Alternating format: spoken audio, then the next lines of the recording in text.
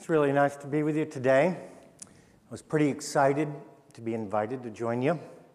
You know, this kind of opportunity doesn't come to my kind very often. I'm a physician, but I specialize in the care of older people. And we geriatricians, we are a pretty rare breed.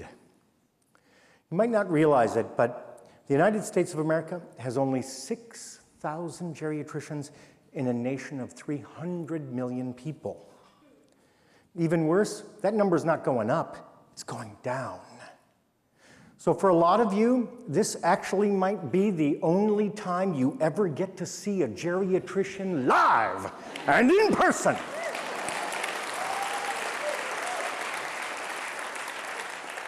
Take pictures if you want.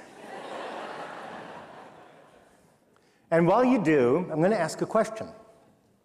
Why would an aging society have a shrinking number of doctors prepared to take care of older people? The answer actually comes in just one word: ageism. You know, if you go around making jokes based on another person's gender, that's sexism. If you make jokes about another person's race, that's racism. But if you joke about somebody's age, that's called situation comedy. And if you keep watching television, the next thing you'll discover is that all the leading voices, all of the experts on aging, are all anti-aging gurus. And this is true even though in the entire history of the world, not one person has ever grown young. Even though our aging is actually hardwired into our DNA, we persist in thinking of aging as if it was a technical problem. It's not a technical problem. It's a design problem. And here's the magic. Unlike all other living creatures on this earth, human beings exert conscious control over their life cycle. Around the world and through history, human beings have given that delicate arc that stretches from death to birth a myriad of forms. You know, when Shakespeare looked at the world, he saw a life in 7 acts. In our society, we are presented with and compelled to accept a life with 3 stages: childhood, adolescence, and adulthood. And these life stages, they're not just labels.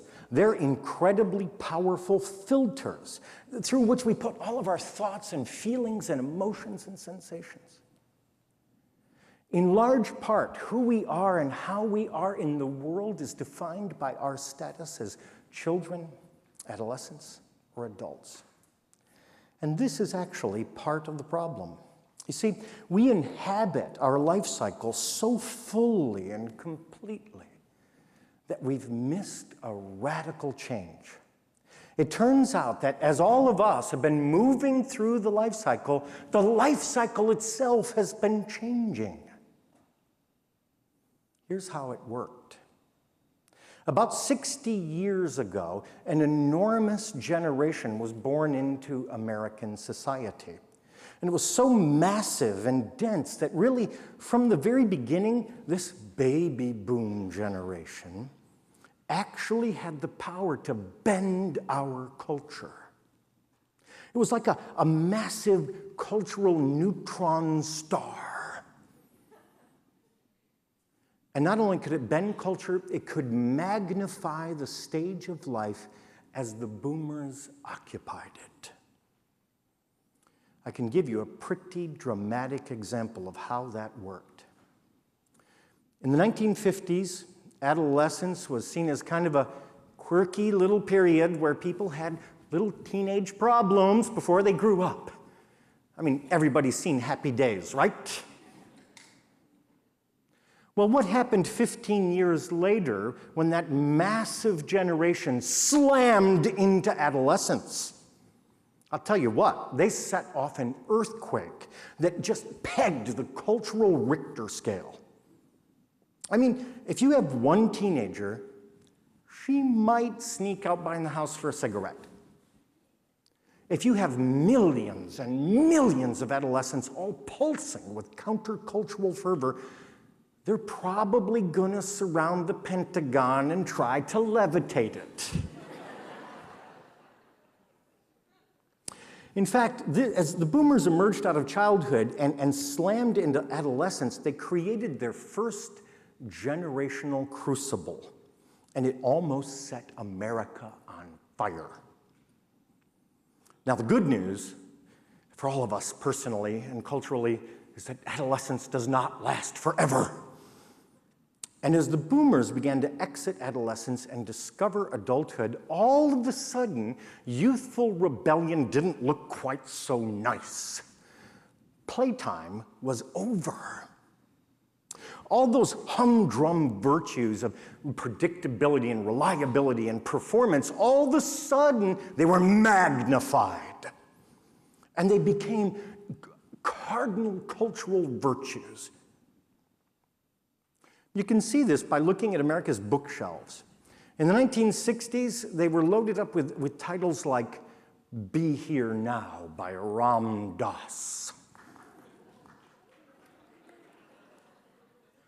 and Steal This Book by Abby Hoffman. But 30 years later, when the boomers were actually inhabiting the center of adulthood, you know what? They became massive consumers of efficiency porn. Oh, you know what I'm talking about. That book you read on the plane about have unlimited effectiveness. The book you see in the bookshop that says there's only 86,740 seconds in a day and you don't want to waste a single one. Multitasking made easy. What happened is that we enlarged and magnified and accelerated adulthood so that real adults take pride in how dang busy they are.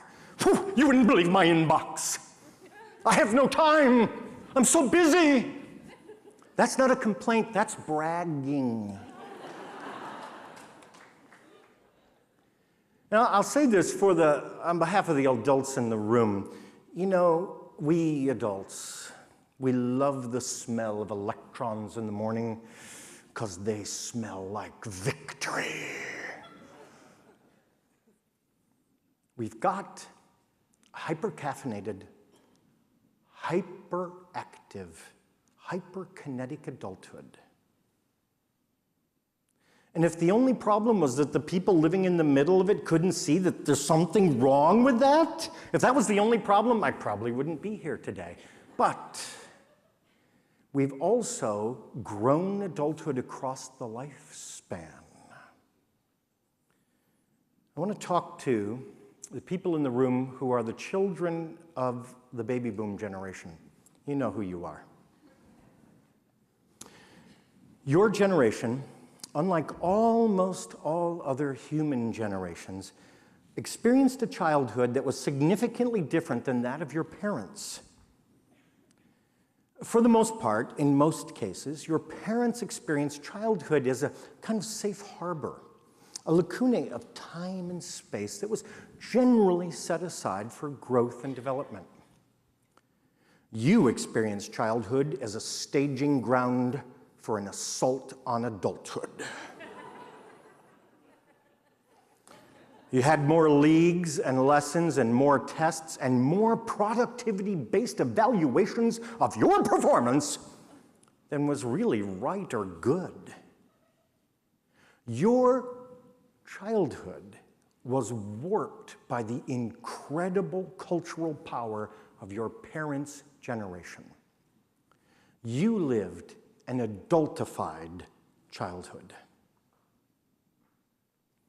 Now, I happen to be a geriatrician, so it turns out I'm also interested in aging, and it turns out that older people also know the whetted lash of adulthood.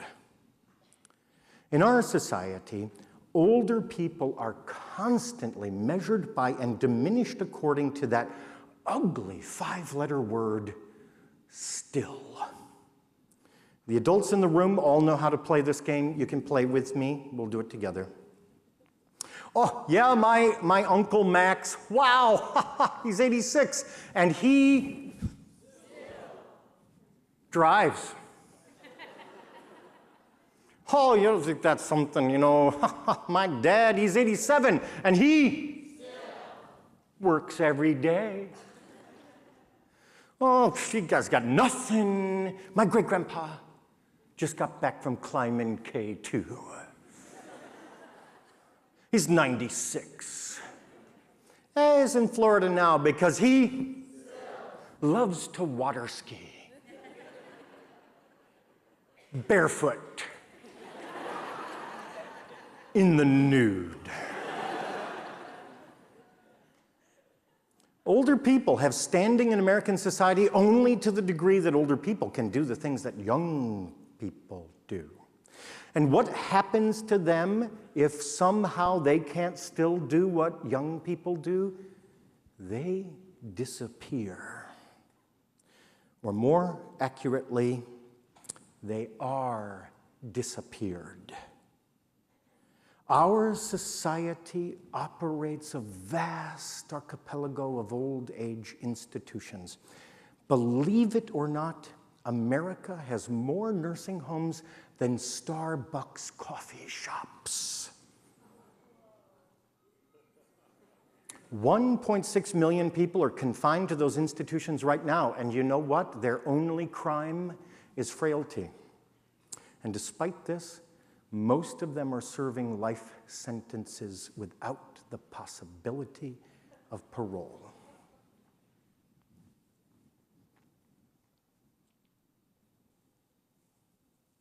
We've been told, we've been instructed, that the problem is aging. But that's wrong. Aging is not the problem. It's our obsession with youth, our excessive devotion to the virtues of youthful adulthood. It is youth that is throwing our lives out of balance.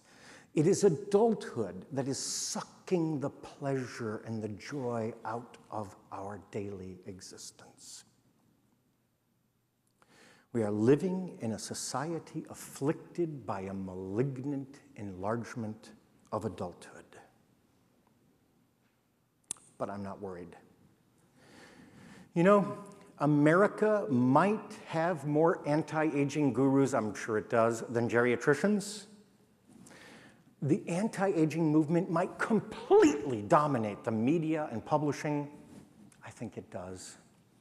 The anti-aging industry might pump out billions of dollars of profit. But I'm not worried.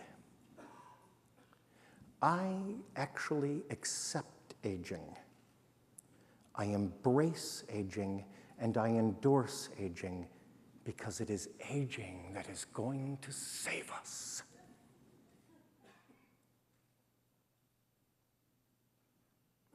I've spent most of my adult years in close company with older people. And in those years, they've taught me one single iron truth that is just beautiful. It's this: every day, we all wake up one day older. What, you're not impressed? This is unbelievable. This law has the power of water over stone. This law literally cannot fail.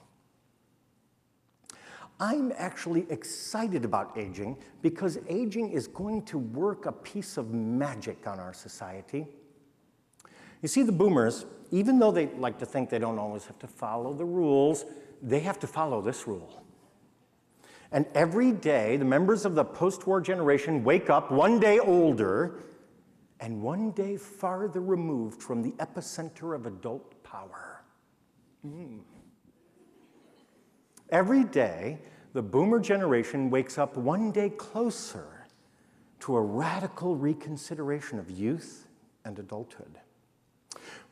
Every single day, American society moves closer to a collision between the post-war generation and the end of adulthood.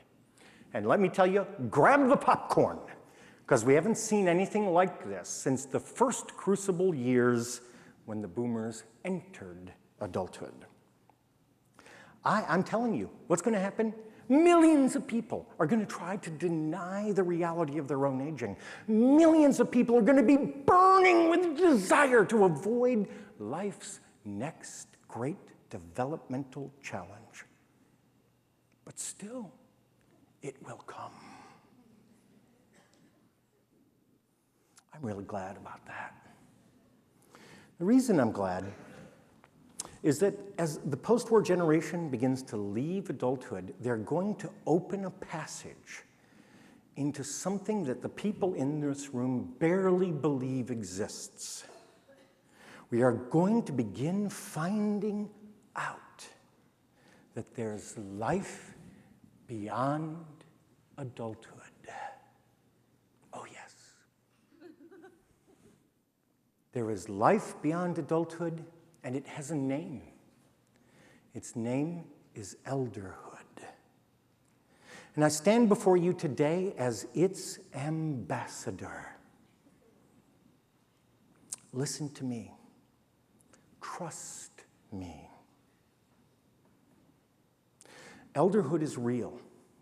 It is rich, and it's deep, it's meaningful, it is ancient, and it can be yours.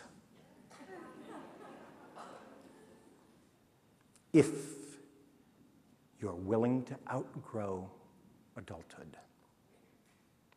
You know, when a person is unable to leave, childhood and enter into adolescence and adulthood, we say that that person is developmentally disabled, and it's really true. We're at risk here, I just want you to know, of seeing a massive outbreak of developmental disability as the post-war generation struggles out of elderhood, out of adulthood and into elderhood. They need help. And one of the ways we can help them is to begin deflating adulthood, to begin to rebalance the human life cycle. Remember at the beginning when I told you that this is really a design problem? The key to our future happiness is to use our skill and our minds and our hearts to redesign the human life cycle, to build a new life cycle that is better balanced, less adultified. We need to do this because our society needs elders. We need them more than ever before. We inhabit a society that's run by adults without elder supervision. That's got to change. Now, I want to say one last thing, and I'll leave you. I know perfectly well that there are people in this audience who are going, wow, embrace aging? Not sure I can handle that. And there are people who think maybe I'm discounting the difficulties of age, not being honest about them. And I'll tell you this, perhaps more than any other person in this room, I understand the difficulties of aging. I am intimately familiar with them. But I can also tell you, aging is good. So when you think about my talk and you think about what I've had to say, remember this. I did not come before you and promise, as others have done, that you would live 1,000 years and be young on the day you died.